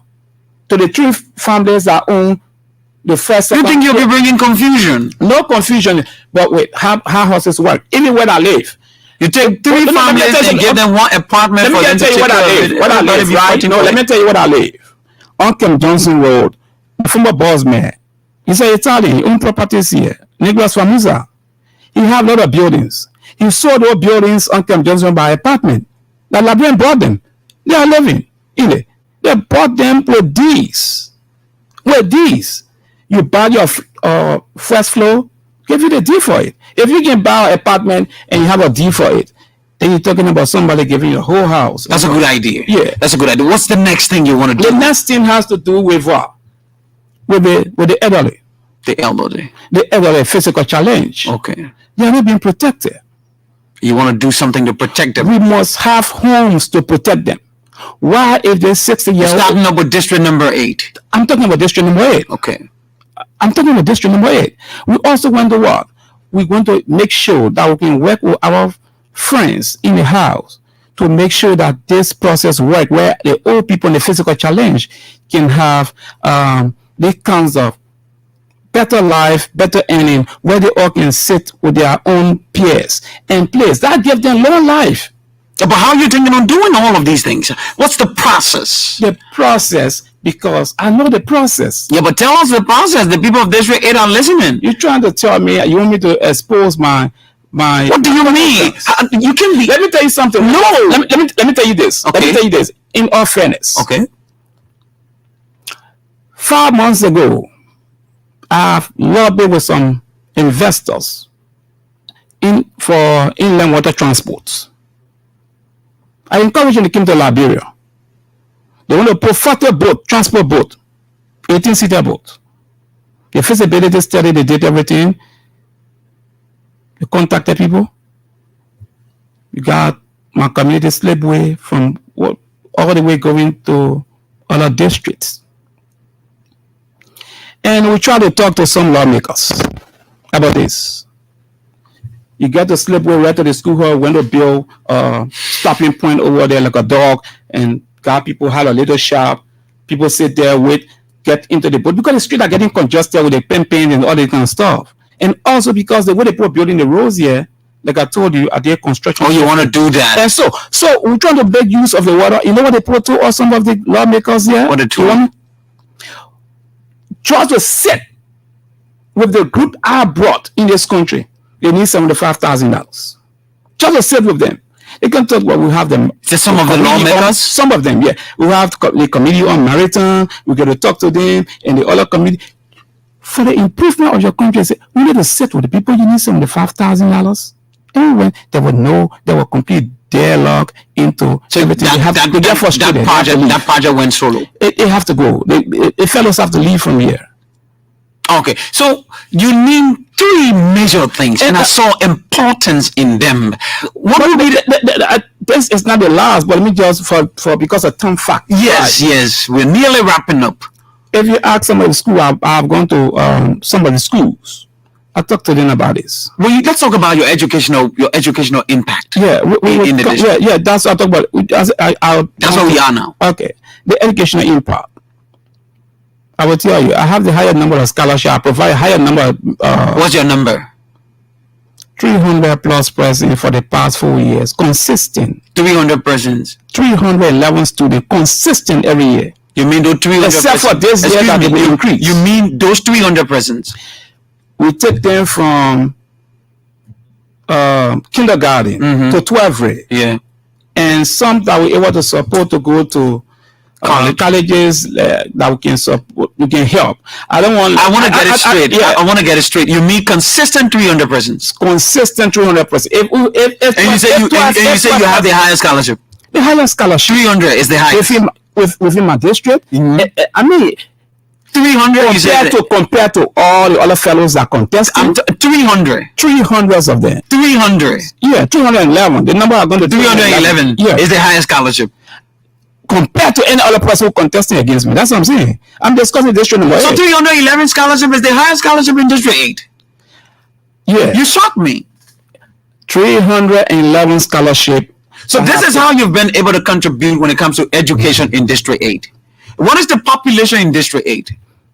The population in District 8 will be around 163,000 present. Like seriously, it's like all of you don't know the exact population in District 8. No, listen. No, you talk about 100 and some thousand. Listen, I just had a District 8 a few years. You telling me about 67,000 population. You telling me I'm not talking about 67,000 present. I'm talking about 167,000 present. How we go about this? No, but that's what I'm saying. Wait. I just had a District 8 a personality here. He told me the total population should be centered around 67,000. You telling me 167,000? Mr. Tappe. Yes, sir. You don't need no rocket scientists. You don't need no rocket scientists. Almost every community within our district are going to election. Okay.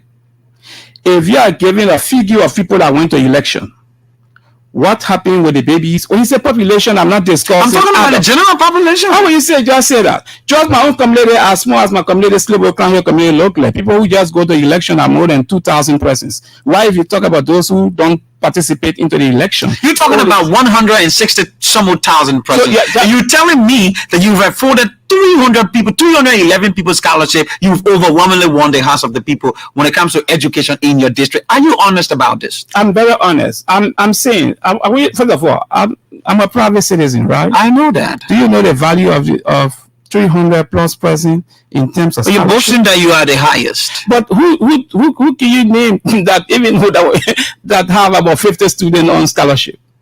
So what you know any of them that can tell you? I don't want to be like our field lawmaker. The president said, "Is it failed?" I mean, Gray is a field lawmaker. It's a field. Yeah, the president said, the University of Liberia is a free, tuition-free university, and you have this field lawmaker who gain bunch of uncontrollable gains, and he put them behind him and say, okay, I have my scholarship students. So who is telling the truth? The president said, no, all public universities are free. And this guy saying, I have my scholarship student at the University of Liberia. And you guys would even ask him. So what we are going to do? No, Mr. What we're going to do? There's a possibility that we are going to. But let's work on the map about the population, the 163,000 persons. Yes, in 1 minute. Yeah. Mm-hmm. The map is you have 23 communities. Right, but that others who live within our district, those communities, those areas, you may not consider them as communities. Another thing that you should also take into consideration, the geography of my district. My district have market that people and two major bus stops. That is the McDonald Street bus stop and the Johnson Street bus stop. I'm not talking under the Breadfruit tree. That's just people in passing. So if you look at other these communities and you tabulate the number of community members that have gone to election, all of them, you will find that you'll be around 60 to 70,000 present in each community. So the National Elections Commission. And then you get to what? You get to the kids. You check the kids. You check the old ladies who never went there. You check the non-Liberians who live in my district, whether be it from wherever. That sums your calculation. That sum because I have been working over this about this population stuff within my district for the past 3 months. Okay. So I'm working from the database we have collected. Okay. I'm not just naming and just come and say, oh, that's also the number of people that live in my district. All right. So what we are going to do is that there's still a possibility that we have to reschedule this interview because you ate 18 minutes of your time and radio is time. So what we're going to do, Liberian people listening to us, we can take your calls now. We're going to reschedule this interview and make sure that we have all of the things that you have on the docket being said to the people of District Number 8. So just say a goodbye to your people as we take leave of the conversation. First of all, let me just say to you guys in studio, I appreciate being here. And you will soon come back here. Thank you for the invitation. Sorry for the break in communication. That when I get the communication of one person, I didn't know that two persons would be here at the same time. And to be honest, in they all do, yeah, or in different times. Yes, in different times. Okay, yeah, okay. To the people of District Number 8, okay. Tonight in studio is your representative hopeful, Honorable Samuel Sir Jackson Morris. If you are listening to ELBC tonight, okay, I need not to tell you much because you people in my district know who is in studio tonight. But I have to question you for one thing against the other guys that contesting against me. Moses Zacharias Gray, you all know, 2011, I registered Moses Zacharias Gray. I think we should be wrapping up. The other guys who want to be job seekers, they got nothing to offer. Only you. You all know the seriousness, the level of seriousness I've taken to my district. With no intent. Go ahead. With no intent. Just hit it a little bit. Okay. Yeah. With no intent of wanting to be a lawmaker. When you people assemble at the Slavery Town Hall and you call on me to contest, I ask you this question. What are the qualities that you people have seen me? You people defended your position very well. That over the time, you have been the only person. For this reason, all right, I've agreed to contest the election. And I believe in you. And I know together we're going to win this election on October 10th. I'm number 9 on the position. From, if you are checking the ballot number paper, the ballot paper from 1 to 14, I'm number 9 on the ballot paper. Number 9 on the ticket of Labrador National Union. His name, Dr. Clarence K. Moniba and Madam Grace Tipa. His name is Samuel Jackson Morris. Mr. Morris, we'd like to say thank you very much for coming and showing up. Even though the time was eating, but we are going to reschedule this interview and make sure we have you here next time. My name is Washington Prince Tapper Jr. and this is how I like to take lead.